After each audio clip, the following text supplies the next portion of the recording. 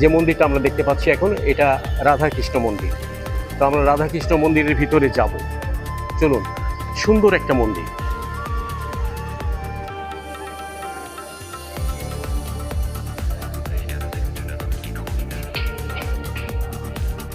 রাধা কৃষ্ণ মন্দির, ভিতরে আমরা রাধা কৃষ্ণকে দেখতে পাচ্ছি। বাহ, সুন্দর প্রতিমা। এত সুন্দর সাজানো মন্দির খুব কমই দেখা যায়। কখনো কোনো মন্দির, কখনো কোনো মসজিদ, কখনো কোনো গির্জা, কখনো প্যাগোডা। কেমন লাগে জানি না, কমেন্টস করবেন। আপনারা আমাকে উৎসাহিত করেন, এর জন্যই কিন্তু আমি আপনাদের এই ভিডিওগুলো উপহার দেওয়ার চেষ্টা করি। ভিতরে দেখি।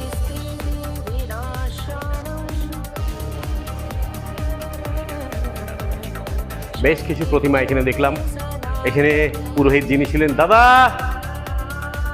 ও দাদা, কই আপনি? এই যে আমি আপনার জন্য এসে দাঁড়িয়ে আছি।